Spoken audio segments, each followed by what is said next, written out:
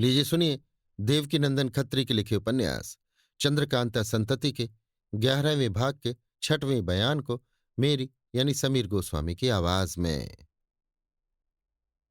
दुश्मन जब तालाब वाले तिलिस्मी मकान पर कब्जा कर चुके और लूटपाट से निश्चिंत हुए तो शिवदत्त माधवी और मनोरमा को छुड़ाने की फिक्र करने लगे। तमाम मकान छान डाला मगर उनका पता न लगा। तब थोड़े सिपाही जो अपने को होशियार और बुद्धिमान लगाते थे एक जगह जमा होकर सोच विचार करने लगे।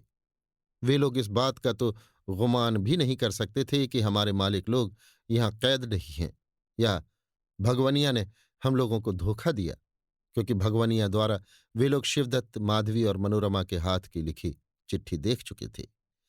अब अगर तरद्दुद था तो यही कि कैदी लोग कहाँ हैं और भगवनिया हम लोगों से बिना कुछ कहे चुपचाप भाग क्यों गई। केवल इतना ही नहीं, किशोरी कामनी और तारा यकायक कहाँ गायब हो गई, जिनके इस मकान में होने का हम लोगों को पूरा विश्वास था, बल्कि दौड़ धूप करते जिन्हें अपनी आंखों से देख चुके थे। जब तमाम मकान ढूंढ डाला और अपने मालिकों को तथा किशोरी कामनी या तारा को ना पाया तो उन लोगों को निश्चय हो गया कि इस मकान में कोई तहखाना अवश्य है जहां हमारे मालिक लोग कैद हैं और जहां अपनी जान बचाने के लिए किशोरी कामनी और तारा भी छिपकर बैठ गई हैं। इस लिखावट से हमारे पाठक अवश्य सोच में पड़ जाएंगे कि यदि इन दुश्मनों को इस मकान में तहखाना और सुरंग होने का हाल मालूम न था तो क्या वे लोग किसी दूसरे गिरोह के आदमी थे जिन्होंने तहखाने के अंदर से किशोरी और कामनी को गिरफ्तार कर लिया था, या जिन्होंने सुरंग का दूसरा मुहाना बंद कर दिया था, जिसके सबब से बेचारी किशोरी कामनी और तारा को सुरंग के अंदर बेबसी के साथ पड़ी रहकर अपनी ग्रह दशा का फल भोगना पड़ा। बेशक ऐसा ही है। जिस समय भगवानी की कृपा से माधवी मनोरमा और शिवदत्त ने कैद खाने से छुट्टी पाई और सुरंग की राह से बाहर निकले तो माधवी के कई आदमी वहां मौजूद मिले और वे लोग आज्ञा अनुसार माधवी के साथ वहां से चले गए। उनमें से किसी से भी उन लोगों की मुलाकात नहीं हुई जिन्होंने तालाब वाले मकान पर हमला किया था। यही लोग थे जिन्होंने तहखाने में से किशोरी और कामनी को भी निकाल ले जाने का इरादा किया था, परंतु कृतकार्य न हुए और इन्हीं लोगों ने भागते भागते सुरंग का दूसरा मुहाना ईंट पत्थरों से बंद कर दिया था। उन दुश्मनों में जिन्होंने इस मकान को फतह किया था 3 सिपाही ऐसे थे जो उनमें सरदार गिने जाते थे और सब काम उन्हीं की राय पर होता था। वही तीनों खोज ढूंढ कर तहखाने का पता लगाने लगे।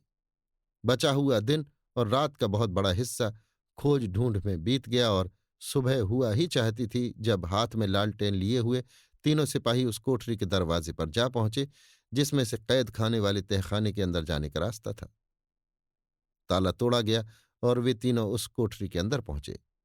तहखाने के अंदर जाने वाला रास्ता दिखाई पड़ा, जिसका दरवाजा जमीन के साथ सटा हुआ और ताला भी लगा हुआ था। उस जगह खड़े होकर तीनों सिपाही आपस में बातचीत करने लगे। एक, बेशक इसी तहखाने में महाराज शिवदत्त कैद होंगे, बड़ी मुश्किल से इसका पता लगा। दूसरा, मगर हम लोग जो ये सोचे हुए थे कि किशोरी कामनी और तारा भी इसी तहखाने में छिपकर बैठी होंगी, ये बात अब दिल से जाती रही, क्योंकि वे भी अगर इसी तहखाने में होती तो हम लोगों को ताला न तोड़ना पड़ता। तीसरा, ठीक है, मैं भी यही सोचता हूं कि वे लोग किसी दूसरे गुप्त स्थान में छिपकर बैठी होंगी। खैर, पहले अपने मालिक को तो छुड़ाओ, फिर उन तीनों को भी ढूंढ निकालेंगे। आखिर इस मकान के अंदर ही तो होंगी। दूसरा, हाँ जी, देखा जाएगा। बस अब इस ताले को भी झटपट तोड़ डालो। वो ताला भी तोड़ा गया और हाथ में लालटेन लेकर एक आदमी उसके अंदर उतरा और दो उसके पीछे चले। 4-5 सीढ़ियों से ज्यादा न उतरे होंगे कि कई आदमियों के टहलने और बातचीत करने की आहट मिली, जिससे ये तीनों बड़े गौर से नीचे की तरफ देखने लगे। मगर जो सिपाही सबसे आगे था उसके सिवाय और किसी को कुछ भी दिखाई न दिया। उसने तहखाने में 3 आदमियों को देखा जो इन सिपाहियों के आने की आहट पाकर और लालटेन की रोशनी देखकर ठिठके हुए ऊपर की तरफ देख रहे थे। इनमें एक मर्द और 2 औरतें थीं। तीनों सिपाहियों को निश्चय हो गया कि बेशक यही तीनों माधवी मनोरमा और शिवदत्त थे। इन सिपाहियों ने छठी सीढ़ी पर पैर नहीं रखा था कि नीचे से आवाज आई, ठहरो, हम लोग खुद ऊपर आते हैं। उन सिपाहियों में से एक आदमी जिसका नाम रामचंद्र था, शिवदत्त का पुराना खैर ख्वाह मुलाजिम था और बाकी के दोनों सिपाही मनोरमा के नौकर थे। आवाज सुनकर तीनों सिपाही ऊपर चले आए और तहखाने के अंदर वाले तीनों व्यक्ति भी, जिन्हें सिपाहियों ने अपना मालिक समझ रखा था, बाहर होकर क्रमशः उस कमरे में पहुंचे जिसमें कमलिनी रहा करती थी और जिसे एक तौर पर दीवान खाना भी कह सकते हैं।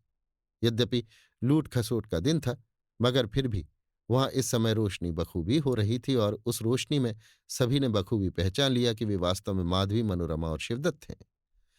इस समय दुश्मनों की खुशी का अंदाजा करना बड़ा ही कठिन है, क्योंकि जिसे छुड़ाने के लिए उन लोगों ने उद्योग किया था उसे अपने सामने मौजूद देखते हैं। लाखों रुपए का माल जो लूट में मिला था अब पूरा पूरा हलाल समझते हैं। इसके अतिरिक्त इनाम पाने की प्रबल अभिलाषा और भी प्रसन्न किए देती है।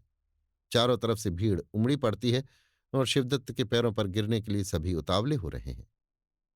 शिवदत्त ने सभी की तरफ देखा और नर्म आवाज में कहा, शाबाश मेरे बहादुर सिपाहियों, आज जो तुमने काम किया वो मुझे जन्म भर याद रहेगा। निस्संदेह है तुमने मेरी जान बचाई। देखो इस कैद की सख्ती ने मेरी क्या अवस्था कर दी है। मेरी आवाज कैसी कमजोर हो रही है, मेरा शरीर कैसा दुर्बल और बलहीन हो गया है। मगर खैर, कोई चिंता नहीं, जान बची तो ताकत भी हो रहेगी।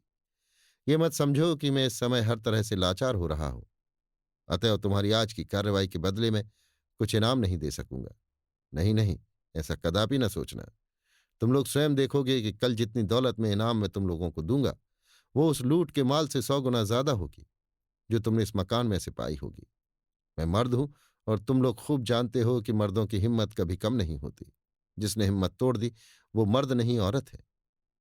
इसमें तुम इस बात पर भी विश्वास रखना कि मैं अपने पुराने दुश्मन बीरेंद्र सिंह का पीछा कदापि न छोड़ूंगा, सो भी ऐसी अवस्था में कि जब तुम लोगों ऐसे मर्द दिलावर और नमक हलाल सिपाही मेरे साथी हैं। अच्छा, ये सब बातें तो फिर होती रहेंगी।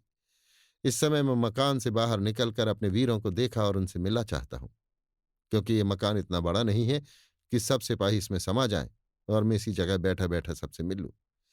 चलो तुम लोग तालाब के पार चलो, मैं भी आता हूं। शिवदत्त की बातें सुनकर ये सिपाही बहुत ही प्रसन्न हुए और जल्दी के साथ उस मकान से निकलकर तालाब के बाहर हो गए, जहां और सब सिपाही खड़े बेचैनी के साथ इन लोगों की राह देख रहे थे और ये जानने के लिए उत्सुक थे कि मकान के अंदर क्या हो रहा है। सिपाहियों के बाहर हो जाने के बाद शिवदत्त भी मकान से निकला और तालाब से बाहर हो गया। माधवी और मनोरमा उस मकान के अंदर ही रह गईं। अब सवेरा हो चुका था। पूरब तरफ आसमान पर भगवान सूर्यदेव का लाल पेश खेमा दिखाई देने लगा।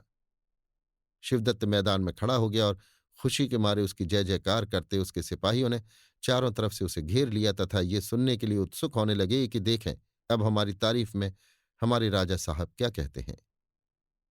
पर इसी समय पूरब की तरफ से बाजे की आवाज इन लोगों के कानों में पहुंची। सिपाहियों के साथ साथ शिवदत्त भी चौकन्ना हो गया और गौर के साथ पूरब की तरफ देखता हुआ बोला, ये तो फौजी बाजे की आवाज है। वो देखो, इसकी गत साफ कह देती है कि राजा बीरेंद्र सिंह की फौज आ रही है। क्योंकि बीरेंद्र सिंह जब चुनार की गद्दी पर बैठे थे तो तेज सिंह ने अपने फौजी बाजे वालों के लिए ये खास गत तैयार की थी। तब से उनकी फौज में प्रायः ये गत बजाई जाती है। मैं इसे अच्छी तरह जानता हूं। देखो, वो गर्द भी दिखाई देने लगी। अब क्या करना चाहिए? जहां तक मैं समझता हूं तुम्हारे हमले की खबर रोहतासगढ़ पहुंची है और ये फौज रोहतासगढ़ से आ रही है, मगर 200-300 से ज्यादा आदमी न होंगे।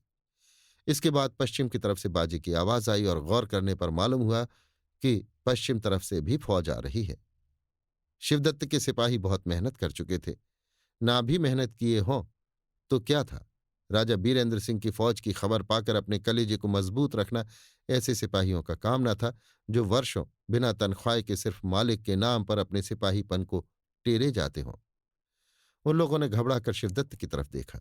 यद्यपि कैद की सख्ती ने शिवदत्त की सूरत, शक्ल और आवाज में भी फर्क डाल दिया था, मगर इस समय राजा बीरेंद्र सिंह की फौज के आने से उसके चेहरे पर किसी तरह की घबराहट या उदासी नहीं पाई गई। शिवदत्त ने अपने सिपाहियों की तरफ देखा और हिम्मत दिलाने वाले शब्दों में कहा, घबराओ मत, हिम्मत न हारो, हौसलों के साथ भिड़ जाओ और इन सभी का आसबाब भी लूट लो। मगर इस बात का खूब ध्यान रखो कि भागकर इस मकान के अंदर न घुस जाना, नहीं तो चारों तरफ से घेर कर सहज ही में मार डाले जाओगे। यदि मैदान में डटे रहोगे तो कठिन समय पड़ जाने पर भागने को भी जगह मिलेगी इत्यादि। क्या करें, लड़ें या न लड़ें, रुकें या भाग जाएं, इत्यादि सोच विचार और सलाह में ही बहुत सा अमूल्य समय निकल गया और धावा करते हुए राजा बीरेंद्र सिंह के फौजी सिपाहियों ने पूरब और पश्चिम तरफ से आकर दुश्मनों को घेर लिया। यद्यपि शिवदत्त के सिपाही भागने के लिए तैयार थे, मगर शिवदत्त के हिम्मत दिलाने वाले शब्दों की बदौलत, जिन्हें वो बार बार अपने मुंह से निकाल रहा था, थोड़ी देर के लिए अड़ गए और राजा बीरेंद्र सिंह की फौज से, जो गिनती में 200 से ज्यादा न होगी, जी तोड़ के लड़ने लगे।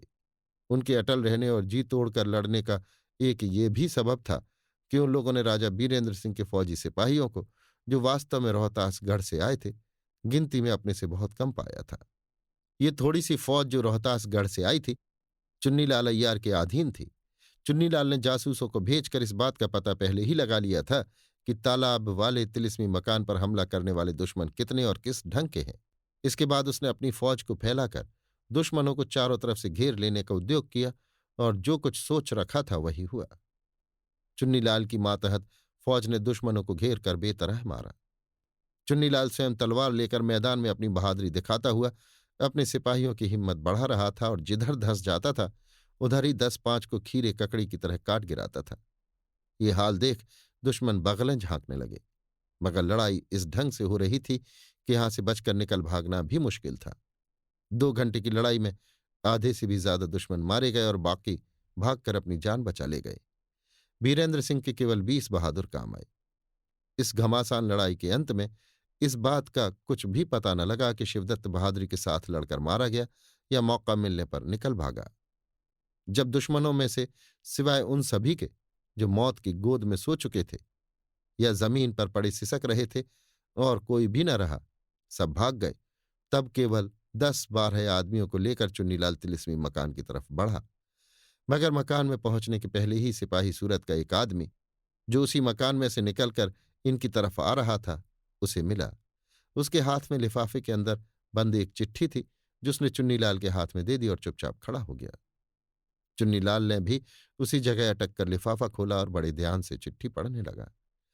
समाप्त होने तक कई दफे चुन्नीलाल के चेहरे पर हंसी दिखाई दी, और अंत में वो बड़े गौर से उस आदमी की सूरत देखने लगा जिसने चिट्ठी दी थी, तथा इसके बाद इशारे से सिर हिलाया, मानो उस आदमी को यहां से बेफिक्री के साथ चले जाने के लिए कहा, और वो आदमी भी बिना सलाम किए झूमता हुआ वहां से चला गया। चुन्नीलाल कई आदमियों को साथ लेकर तिलिस्मी मकान के अंदर गया। उसने वहां अच्छी तरह घूम कर देखा, मगर किसी को न पाया। तब बाहर निकला और अपने मातहत सिपाहियों को लेकर रोहतासगढ़ की तरफ लौट गया। अभी आप सुन रहे थे देवकीनंदन खत्री के लिखे उपन्यास चंद्रकांता संतति के 11वें भाग के 6वें बयान को, मेरी यानी समीर गोस्वामी की आवाज में।